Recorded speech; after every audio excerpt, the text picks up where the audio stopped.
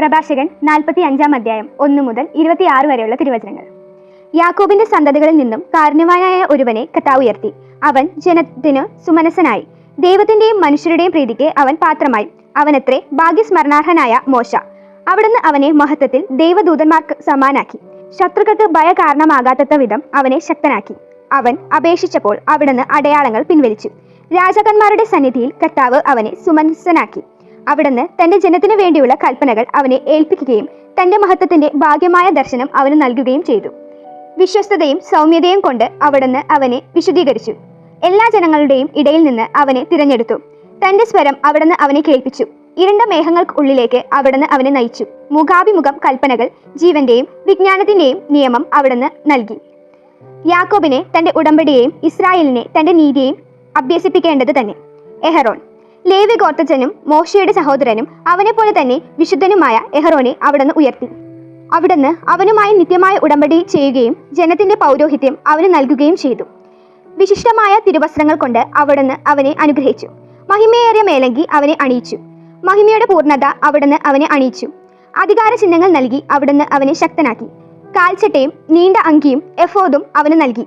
ആങ്കിക്ക് ചുറ്റും മാതള നാരങ്ങയും ദേവാലയത്തിൽ തന്റെ ആഗമനത്തെ അറിയിക്കാൻ അവിടെ നടക്കുമ്പോൾ ശബ്ദം ഉണ്ടാക്കുന്ന ധാരാളം സ്വർണ്ണമണികളും തുന്നിച്ചേർത്തു. സ്വർണ്ണ, നീല, ധ്രുമവർണം കലർന്ന ചിത്രപണങ്ങളോട് കൂടിയ വിശുദ്ധ വസ്ത്രം അവിടുന്ന് അവനെ അണിയിച്ചു. ഉറീം, തുമീം എന്നിവയും അണിയിച്ചു. കരവിരുദ്ധത്തോടെ പിന്നിച്ചേർത്ത കടും ചെമപ്പ് നൂൽ ഇസ്രായേൽ ഗോത്രക്കാരുടെ എണ്ണത്തിനനുസരിച്ച് അവരെ അനുസ്മരിപ്പിക്കുവാൻ സ്വർണ്ണപ്പണിക്കാർ മുദ്രമോതിരത്തിൽ എന്ന പോലെ ലിഖിതങ്ങൾ, കൊത്തിയ രത്നങ്ങൾ പതിച്ച സ്വർണ്ണ ഫലകം എന്നിവ അണിയിച്ചു.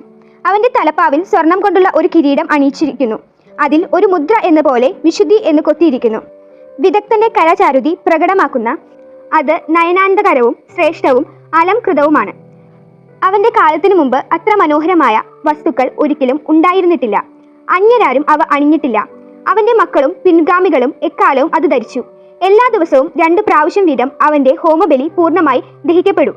മോശ അവനെ ശുദ്ധതൈലം കൊണ്ട് അഭിഷേകിച്ചു നിയോഗിച്ചു. ദൈവത്തിനും ശുശ്രൂഷ ചെയ്യുവാനുള്ള പുരോഹിത ധർമ്മം അനുഷ്ഠിക്കുവാനും അവിടുന്ന് നാമത്തിൽ തന്റെ ജനത്തെ ആശീർവദിക്കുവാനും വേണ്ടി അവന് അവന്റെ പിൻഗാമികൾക്കും ആകാശം പോലെ നിത്യമായ ഒരു ഉടമ്പടിയാണ് അത്. ജനത്തിന്റെ പാപങ്ങളുടെ പരിഹാരത്തിനു വേണ്ടി കർത്താവ് അവന് ബലിയർപ്പിക്കുകയും സ്മരണാംശമായി കുന്തിരിക്കവും സുഗന്ധദ്രവ്യങ്ങളും അർപ്പിക്കുന്നതിനും അവിടുന്ന് അവനെ മാനവിക കുലത്തിൽ നിന്ന് തിരഞ്ഞെടുത്തു. തന്റെ പ്രമാണങ്ങൾ യാക്കോബിനെ പഠിപ്പിക്കുന്നതിനും തന്റെ നിയമങ്ങളാൽ ഇസ്രായേലിന് മാർഗനിർദ്ദേശം നൽകുന്നതിനും അവിടുന്ന് അവന് തന്റെ കൽപ്പനകളും നിയമങ്ങളും വിധി പ്രസ്താവിക്കാനുള്ള അധികാരവും കൊടുത്തു.